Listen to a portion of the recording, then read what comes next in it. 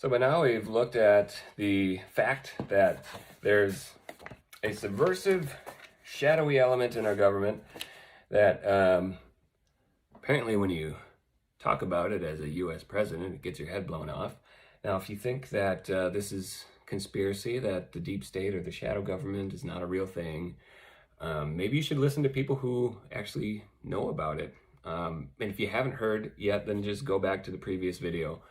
You can listen to this quotes from the Supreme Court Justice, Roosevelt, Kennedy, Mayor of New York City. People who are in this political arena know better, and they know better than you or I do, and they can tell you, yes, this is genuinely a thing. People see these things happen, like Bush and Kerry coming both out of the Skull and Bones secret society out of Yale and then running against each other. To me, it defies coincidence, but whatever. And that's what they think. They conclude that either they conclude it's coincidence or they know there's something fishy about it, but they don't want to go there. That's a bunny trail that they don't really want to follow. Part of what drives these people is a belief in basically a eugenics-based belief.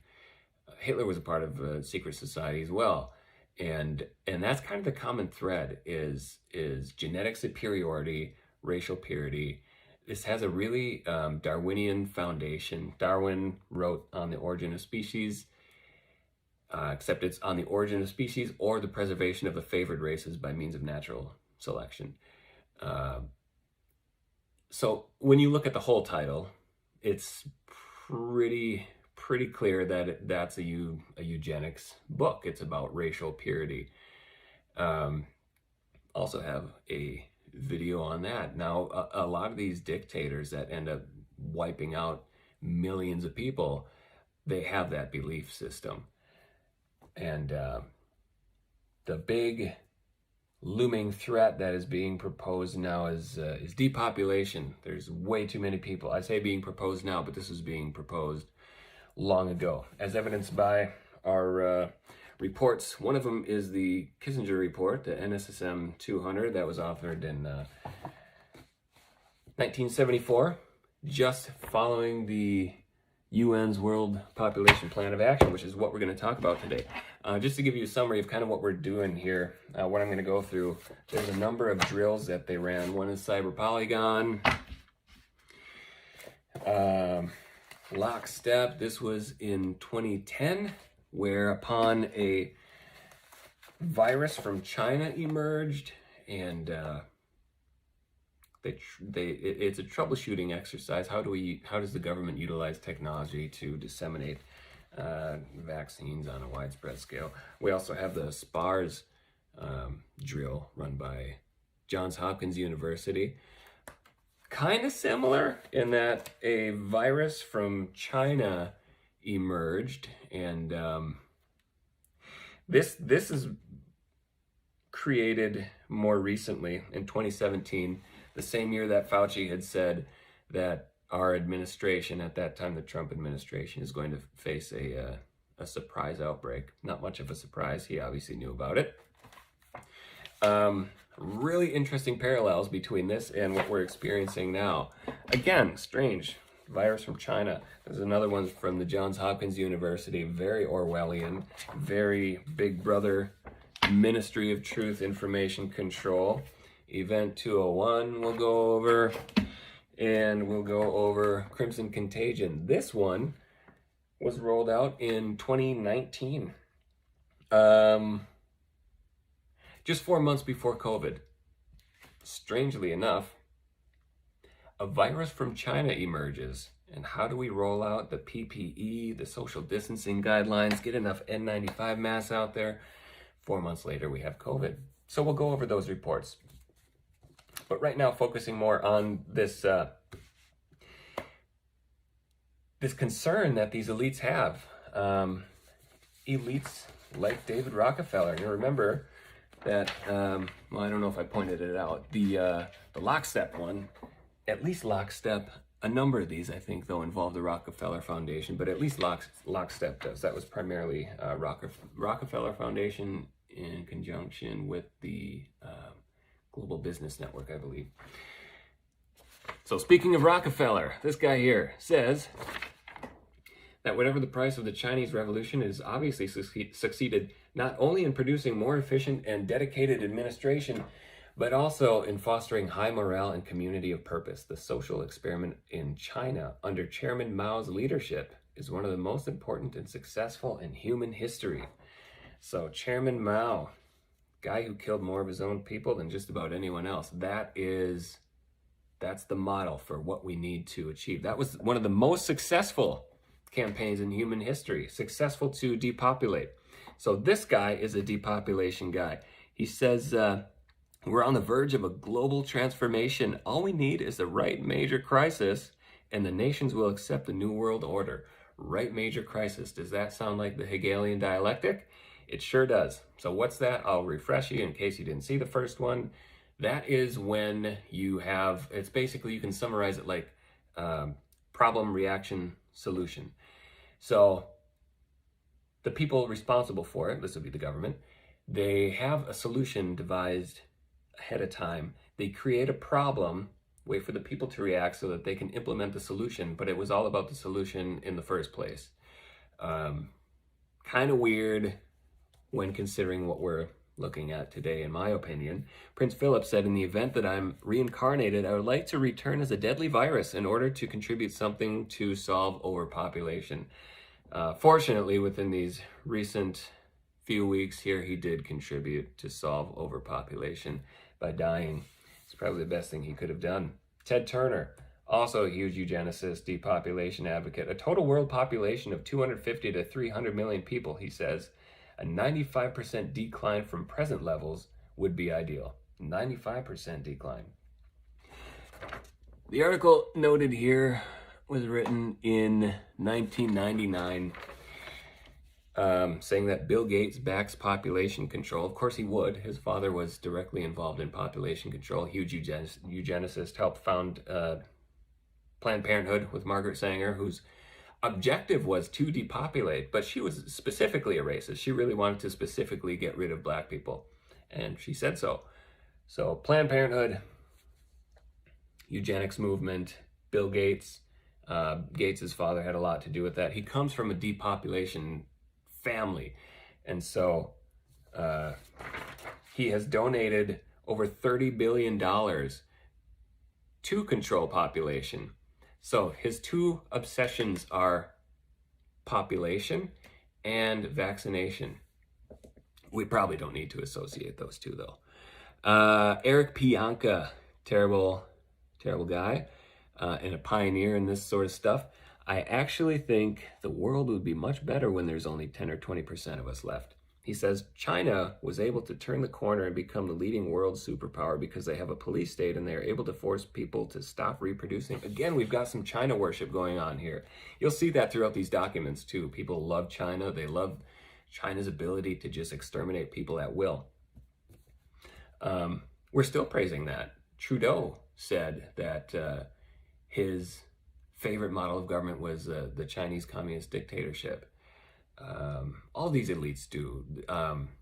Zuckerberg, he requested from Xi Jinping that he can name his child after him. I don't know why you'd want to name your child Xi, but luckily Mr. Jinping respectfully declined, probably because, I don't know, Zuckerberg's kind of a nerd and he wasn't feeling it. I don't know. Henry Kissinger said depopulation should be the highest priority of foreign policy towards the third world.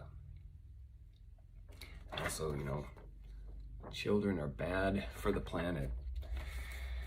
So those are the sentiments echoed throughout these documents. And speaking of China, we had Joe Biden too. It just said that the Chinese extermination of the Uyghurs in death camps is something that he is not going to denounce. So we're endorsing death camps now. So the World Population Plan of Action, this was, again, 1974. It's a UN plan of action for depopulation.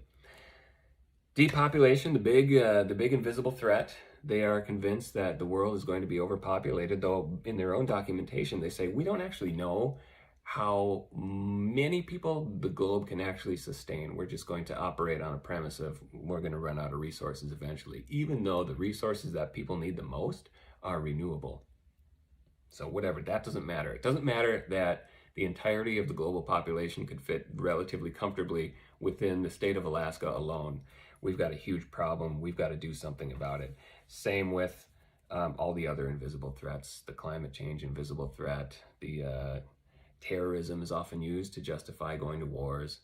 It's invisible. We think it's visible, but it's invisible because all we're shown is a few snippets from our very trustworthy and reliable news media, and that's enough to twist people's perception of what's going on in the world and what we need to do. And it's worth discussing too, I think, when we're looking at media control. But maybe we don't have to go into that yet. I'll see how much time we have. I'm trying to keep these things sort of short. So the World Population Plan of Action, this was never a classified document, so the phrasing is a little bit more careful as opposed to this one, which was classified and has been declassified. But you can read between the lines to kind of see what they're trying to get at. They say that the premise here is to establish a new international economic order. You'll hear phrasing like that throughout elitist documents: new economic order, new world order. That is the goal. Economic growth must be viewed by the entire international community as a global endeavor to improve the quality of life for all people of the world. So when they say economic growth, what they mean is depopulation. The idea being that the more people, the more mouths to feed, the more resources are drained. Therefore, if there are fewer people, that there's more to go around for everyone, and that will produce economic growth. So that's how they push this. We're not trying to depopulate, we're just trying to grow the economy. The formulation and implementation of population policies is the sovereign right of each nation. This right is to be exercised in accordance with national objectives and needs and without external interference. So they say something similar again later in this report, which we'll expand on. Part of the objective is to promote socioeconomic measures and programs whose aim is to affect inter alia population growth. I'm not familiar with that phrase, whatever they just used there. Morbidity and mortality, reproduction and family formation, population distribution, to promote the status of women and the expansion of their roles, to create awareness among all women in their current and potential roles in national life. So the idea is to women's liberation was never about liberating women. The whole point was to give them a little bit more status, because that decreases the possibility or the probability that they'll reproduce more and more. Now, when you have women that are have less freedom, or they're in more traditional roles, then they tend to reproduce more. I'm not arguing that women should have their rights removed so that they end up reproducing more. I don't really care how big people's families are, but that's their motivation. The short-term effect of mortality reduction on population growth rates is symptomatic of the early development process and must be viewed as beneficial. Sustained reductions in fertility have generally been preceded by reductions in mortality. Although this relationship is complex, mortality reduction may be a prerequisite to a decline in fertility. All right, here's how to interpret that. Basically, they're saying, I know that people not dying looks bad, but don't worry about it, because usually that's followed by a decrease in fertility. So don't worry about the fact that people aren't dying. It's not good, but we'll get there eventually. It is recommended that governments consider making provision in both their formal and non-formal educational programs for informing their people of the consequences of existing or alternative fertility behavior. So we need to indoctrinate people and do whatever we can to make it happen. In light of the principles of this plan of action, countries which consider their birth rates detrimental to their national purposes are invited to consider setting quantitative goals and implementing policies that may lead to the attainment of such goals by 1985. Nothing herein should interfere with the sovereignty of any government to adopt or not adopt such quantitative goals. So that's kind of what I was talking about before. First of all, quantitative goals.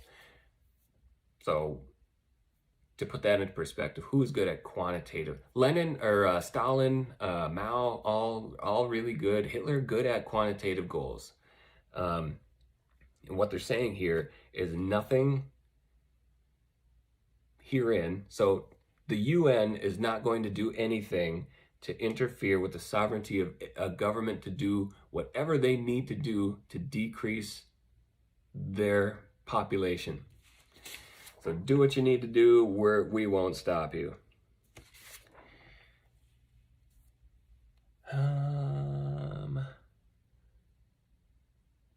Government should take into account not only short-term economic returns or alternative patterns, but also the social and environmental costs and benefits involved, as well as equity and social justice in the distribution of benefits of development. So women's rights are not about women's rights, it's about depopulation. Social justice and equity is not about social justice, it's about depopulation. Why? Because poor people reproduce more. So we need to distribute wealth, and there's a good plug for socialism in there. Means for understanding and improving the motivation of people to participate in the formulation and implementation of population programs. So we need to understand what motivates people. How can we get in people's head to depopulate? Well, one good way that they do it is fear, telling everybody that the world is becoming overcrowded, and if we don't do something about it really quick, all your resources are going to be gone. We're not going to have enough food to feed people. People are going to starve to death. So we need to kill people so that they don't die. Depopulation programs so far involve women's liberation, equity and social justice, climate change, and education as well. They want to increase education, not too much, but enough that it makes people into productive citizens, because when they're out there in the workforce, they're reproducing less. They want to study the incidence, causes, and treatment of sterility. So try to make sense of that. We're talking about the need to decrease the global population, because if we don't, everyone's going to die. So we want to decrease the population, but we want to treat sterility. Okay, read between the lines there. You can't have it both ways. It's one or the other. What do they mean by treating sterility? They mean making people sterile. So the study that they want to do is, how can we make people sterile?